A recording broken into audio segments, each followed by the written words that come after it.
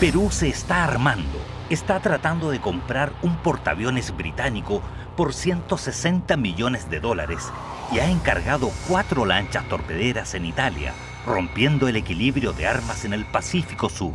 Además tiene 600 tanques rusos. ¿Y dónde consiguen armas ustedes? Modificando lo antiguo. El hambre agudiza el ingenio. Estamos recuperando carros antiguos y elementos de artillería.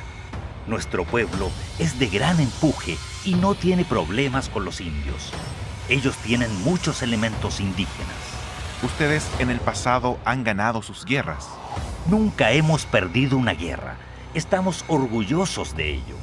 Y si aquí pasa algo, ¿cuál será la actitud de los Estados Unidos? Dependería de quién fuera el agresor en la guerra.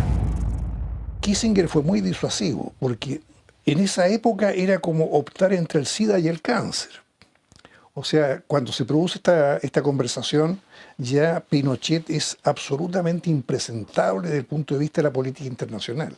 Y apoyar a Pinochet en una guerra contra Perú habría sido realmente un punto mayor de la Guerra Fría total. Pero por otra parte, arriesgarse a una invasión peruana que significara un triunfo de las armas soviéticas también era impresentable. Solo quedaba fortificar Arica en la medida de lo posible, y eso hicieron los ingenieros militares. Bajo el comando del oficial de inteligencia coronel Odlanier Mena, sembraron 80.000 minas antiblindados y antipersonales. Se habilitaron posiciones, trincheras, búnkers y refugios subterráneos a todo lo ancho de la desértica frontera con Tacna. Estas servían de refugio para los jeeps. Salían los jeeps, combatían, disparaban y se escondían. ¿Qué tipo de armas llevaban los jeeps? ¿Cómo era eso? Era un cohete 106 milímetros, de 106, cañón 106 milímetros. ¿Aquí a cuántos kilómetros estamos de la frontera? Aproximadamente estamos a 6 kilómetros. En esos tiempos había una cosa muy tensa porque los peruanos decían que sí, ellos iban, al cumplirse los 100 años, se iban a tomarse Arica. Por lo tanto, en nuestra ciudad y en nuestro ejército nos preparamos nosotros en caso de cualquier ataque. Inferior en armamento pesado, el ejército montó culebreantes defensas que a mirada de satélite así se ven. Si los tanques peruanos se empinaban sobre los camellones, podrían dejar a la vista sus vientres blandos, presa fácil para la metralla y los obuses de la artillería. Había 2 versiones con respecto a nosotros, los chilenos. Una según la cual las instrucciones de Mena eran declarar Arica ciudad abierta y defendernos más atrás, ¿no? en Iquique. Pero eso me lo desmintió Mena cuando yo lo consulté. Y según Mena, la instrucción de él era defender Arica casa por casa.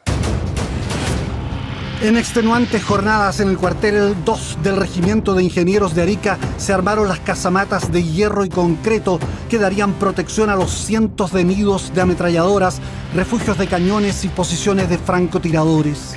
Minas de fabricación belga y norteamericana fueron plantadas desde los cerros al mar. Pronto se incorporarían también minas de fabricación propia. Este es un refugio de personal. Un refugio personal en el cual está construido con losa y rieles que afirman la estructura del cielo.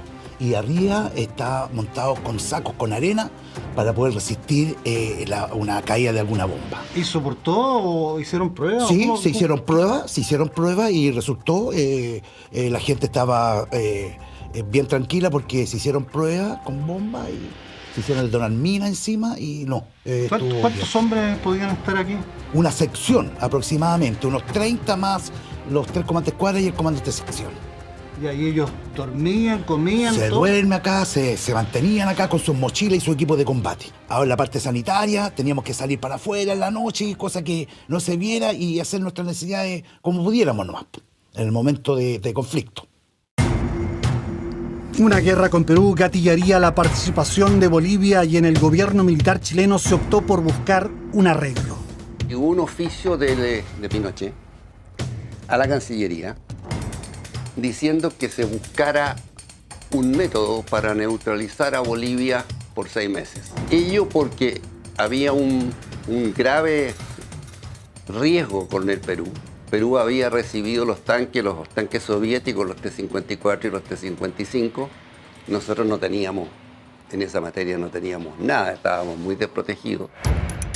La idea era neutralizar a Bolivia con una oferta aparentemente irresistible. Mar propio al norte de Arica junto al límite con Perú y un canje territorial. Bolivia estuvo de acuerdo y los dictadores Banzer y Pinochet se abrazaron en charaña. Pero hubo fuerte oposición en Bolivia y los peruanos salieron con una contraoferta inaceptable para Chile. Todo quedó en nada. Aceptar el arreglo chileno-boliviano implicaba para Perú dejar de tener una frontera con Chile. Al menos por un tiempo, Bolivia fue neutralizada. En el fondo, la negociación cayó el día que Banzer dice que no al canje de territorio. Se acercaba la fecha del ataque contra Chile con el que soñaban mentes afiebradas del Perú. Velasco arengó a sus tropas en Arequipa y recordando al coronel Bolognesi que murió en el Morro antes de rendirse a los chilenos, dijo: soldados, en ustedes recaerá para la historia el escribir la página más brillante del ejército moderno cuando sus botas pisen el suelo santo de Arica. Recién entonces podremos decir: puede usted, mi coronel Bolognesi, descansar en paz. Pero Velasco sufrió un aneurisma que implicó amputarle una pierna y un estado de creciente deterioro físico y mental. Los militares peruanos se encontraron con un problema muy delicado. Si vamos a seguir a nuestro líder, y nuestro líder es inválido, y nuestro líder no está razonando bien, bueno, el problema puede ser catastrófico. El golpe contra Velasco estaba en marcha y su líder era el general Francisco Morales Bermúdez. Hacia finales de agosto se juntaron 5 divisiones en Tacna. La preocupación de Bermúdez era que los chilenos supusieran que tal concentración se desencadenaría contra Chile. El general Artemio García se comunica entonces con el coronel Mena, de quien se había hecho amigo. Y le dice algo así como que entiendan ustedes que esto que están viendo aquí, este desplazamiento de tropas, no tiene nada que ver con ustedes. Y Mena, que como buen oficial de inteligencia lo sabía todo, o decía que lo sabía todo, le dice algo así como: sí, ya lo sé, general, viva el Perú. El atrincheramiento chileno continuó por meses y años. Unos 20.000 efectivos permanecieron en alerta máxima en las guarniciones nortinas, atentas a lo que Morales Bermúdez denominó la segunda fase de la revolución militar peruana. Lo cual le permitió a él ir desplazando, cortando poco a poco a los militares velasquistas y sacando a los elementos castristas del ejército. Había mucho elemento castrista, filocastrista, los embobados por la Revolución Cubana, como decía el propio Velasco Alvarado. Por lo tanto, cuando tuvo todo el control del poder, dejó en claro que su proyecto no era la guerra contra Chile, y en ese momento se ganó el apelativo de El Felón.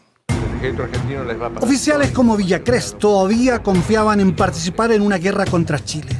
Dice que habló ante Bermúdez al que trata de felón, es decir, traidor. Presidente, de ingeniero a ingeniero le digo que han pasado demasiados meses, ya debíamos estar en Arica y Tarapacá. Y estas dilaciones comienzan a tener un olor a traición. Villacrés y otros oficiales trataron de asesinar a Morales durante un desfile, pero fallaron. Villacrés salvó de la persecución y se exilió. Progresivamente, los oficiales más radicales del Perú fueron desalojados del poder y Morales, sin dejar de comprar armas en Rusia, cambió la brújula política y económica del país.